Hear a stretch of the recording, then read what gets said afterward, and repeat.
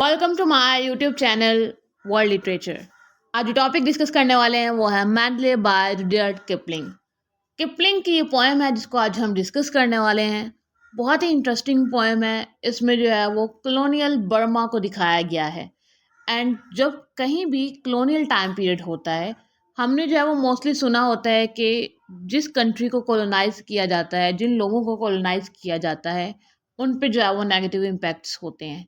But इस poem में थोड़ा सा ऑपोजिट सीन है।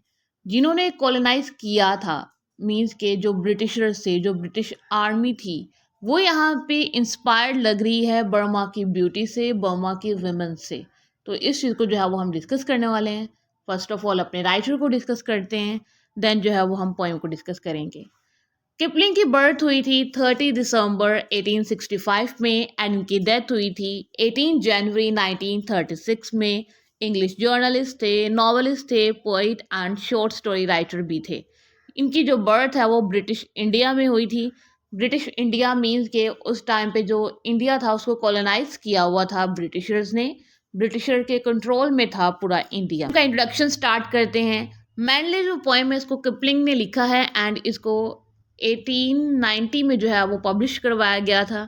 एंड इसको फर्स्ट टाइम कलेक्ट किया गया था बैरक रूम बैलर्स में and other versus in 1892। Poem को एक और टाइटल भी दिया जाता है, रोड टू मैंडले, या फिर इसको जो है वो शॉर्ट टर्म में मैंडले भी जो है वो कहा जाता है।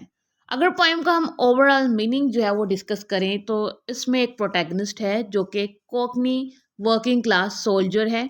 और जब वो लंदन वापस चला जाता है तो वो अपने पास को जो है वो रिकॉल करता है कि किस तरह से उन्होंने आके जो है वो बर्मा को कॉलोनाइज किया था एंड देन उसकी ब्यूटी से ये जो है वो इंस्पायर हुआ और कितना टाइम जो है वो उन्होंने बर्मा में गुजारा। उन सब चीज़ों को जो ये सोल्जर है वो रिकॉल करता है एंड इसकी जो बर्मीज गर्लफ्रेंड है ये उसको याद करता है। ये जो पूरी पोएम है इसने अपनी बर्मीज गर्लफ्रेंड उसके लिए लिखी है एंड जो बर्मा की जो ब्यूटी है उसके लिए लिखी है। पोएम की समरी को स्टार्ट करते हैं। स्क्रीन पर जो आपको लाइंस शो हो रही होंगी ये ओरिजिनल लाइंस की समरी है। ये उसी सीक्वेंस में समरी रखी गई है जो कि ओरिजिनल लाइंस हैं पोएम की। तो फर्स्ट लाइन में जो नरेटर है वो क्या कहता है हम उसको देखते हैं।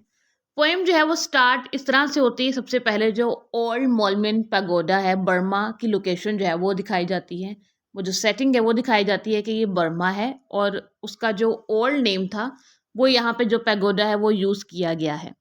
उसके बाद जो है वो स्पीकर कहता है कि मैं एक बर्मीज गर्ल को जानता हूँ और मैं ये जानता हूँ कि वो ना बैठी किसी रिवर के पास, किसी सी के पास जो है ना वो मेरे बारे में सोच रही होगी।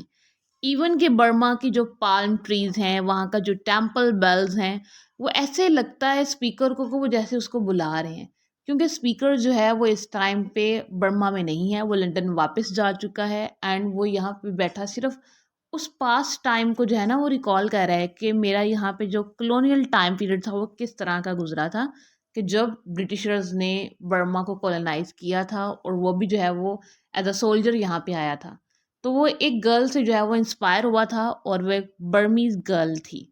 स्पीकर जो है वो अपना टाइम जो है वो याद करता है कि बर्मा में उसने कितनी सारी उसकी ये जो है वो मेमोरीज जुड़ी हुई हैं और वो उसका जो स्पेशल प्लेस वो मैंडले को यहाँ पे जो है वो याद करता है जो कि सेंट्रल सिटी है बर्मा में। देन जो है वो पेडल्स के साउंड को याद करता है जो कि रंगून से मैंडले की तरफ जाते हुए जो है ना वो आवाज़ आती थी। उसके बाद जो है वो बर्मी गर्ल की तरफ दोबारा आता है, कहता है कि मैंने एक दिन जो है वो एक बर्मीज गर्ल को देखा और मुझे जो है ना वो उससे लव हो गया, मुझे उसकी ब्यूटी से जो है ना वो लव हो गया।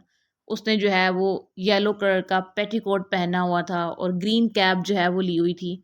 उसके बाद वो उस गर्ल का नाम बताता है पोइम की लाइंस में, सुपिया लेट। उस कहता है कि उसका ये असल नेम है। स्पीकर कहता है कि ये जो उसकी गर्लफ्रेंड का जो नेम है वो बिल्कुल थीबा क्वीन के नेम के जैसा है। थीबा जो कि लास्ट किंग ऑफ बर्मा था, जिसको जो है वो ब्रिटिशर्स ने जो है वो एक्यूज़ किया था और उसका थ्रोन जो है वो फिनिश किया था। उसके बाद बारे में और याद करता है कि वो जो है वो वाइट चिरोट को जो है वो यूज़ किया करती थी। ये एक टाइप का सिगार होता है, मीन्स कि वो स्मोकिंग करती थी बर्मीज़ गर्ल, जिसको जो है ये लाइक करता था, लव करता था। एंड कहते हैं कि वो जो अपनी किसेस थी वो एक बुत के फूड पर जो है ना वो वेस्ट किया करती थी। और जो वो बुत था उसको जो है वो ग्रेट गॉड बुद्धा भी जो है वो कहा जाता है। ये लंदन में तो इसको ग्रेट गॉड बुद्धा कहा जाता है, लेकिन बर्मीज़ का जो कल्चर है, उनका जो रिलीजन है, उसमें उसका जो है वो डिफरेंट नेम जो है वो कंसीडर किया जाता था। उसके बाद स्पीकर कहता है कि मैं उस ग्रेट गॉड बुद्धा के सामने ही उस गर्ल को जो है वो किस करता हूँ, और जितनी भी वहाँ की लोकल कस्टम्स थी बर्मा की, उनको मैं इससे डिसरिगार्ड करता हूँ, डिसरिस्पेक्ट करता हूँ। उनका जो आइडियल है, उनका जो गॉड है, उसके सामने जब मैं उस गर्ल को जो है वो किस करता हूँ, टच कर। फर्दर स्पीकर जो है वो बर्मा की मेमोरीज को जो है वो रिकॉल करता है, उसके जो राइस फील्ड हैं, उसकी जो मिस्ट है, जो सन सेटिंग है, उन सारी लोकेशंस को वो दोबारा से याद करता है। देन जो है वो इस चीज़ को याद करते हैं कि जो गर्ल है वो मेरे लिए जो है वो रेडी होती है। स्क्रीन पर जो है वो आपको गेट एंड गिट के जो है वर्ड्स हैं वो नज़र आ रहे होंगे। एक्चुअली में ये ओरिजिनल लाइन में जो वर्ड है वो गिट लिखा गया है, लेकिन यहाँ पे जो गेट है उसका ओरिजिनल मीनिंग आता है किसी से मिलने के लिए जो है वो रेडी होना। तो वो जो बर्मीज़ गर्ल है वो इस बॉय से, इस सोल्जर से मिलने के लिए जो है वो रेडी होती है। जो गर्ल है वो रेडी होने के बाद जो है वो सॉन्ग सिंग करती है, कुलालू लो, जिसका मीनिंग होता है हेलो, किसी को जो है वो खुशामदीद कहना, वेलकम करना। बर्मीज़ गर्ल जो है ना वो बैंजो का सॉन्ग भी जो है ना वो प्ले करती है और सॉन्ग को जो है वो सिंग करती है। देन जो वो अपनी आर्म्स हैं वो सोल्जर के शोल्डर्स पे रखती है और ये एक दूसरे के साथ बैठते हैं और इंटीमेसी जो है ना वो शो करवाते हैं एक दूसरे के लिए। एंड ये दोनों जो लव बर्ड्स हैं ये वहाँ पे बैठे हैं रिवर के पास, और ये सारा सीन जो है वो देख रहे हैं कि जहाँ से स्टीमर्स जो है ना वो गुजरे हैं, जिसमें ये कह सकते हैं जो ब्रिटिश सोल्जर्स थे वो कहीं ऊपर को आ रहे थे माउंटेन से और कोई जो है वो नीचे को जा रहे थे। एंड ये देन एलिफेंट्स को देखते हैं कि वो किस तरह से जो वुड्स हैं उनको इकट्ठी कर कर लेकर जा रहे हैं। एंड वहाँ का जो सारा इन्वायरमेंट है वो मडी टाइप है। एंड वहाँ पे जो एक ना साइलेंस भी थी जो कि बहुत फ्राइटनिंग थी कि कोई जो है ना वो बोल नहीं सकता था। ये जो है वो इसलिए फ्राइटनिंग था, कोई इस वजह से वहाँ पे बोल नहीं सकता था क्योंकि कॉलोनियल टाइम पीरियड चल रहा था। वहाँ पे ब्रिटिश सोल्जर्स थे जो कि बर्मा में रेसिज्म को प्रमोट कर रहे थे, जो बर्मीज थे उनके ऊपर जो है वो ऑपरेशन जो है वो कर रहे थे। देन जो है वो स्पीकर कहता है on the road to Mandalay, कि मैंडले की रोड की तरफ मैं दोबारा जो है वो जाना चाहता हूँ, और मेरा जो वहाँ पे जो टाइम गुजरा है वो बहुत अच्छा था और मैं दोबारा से उस जगह को जो है ना वो विज़िट करना चाहता हूँ।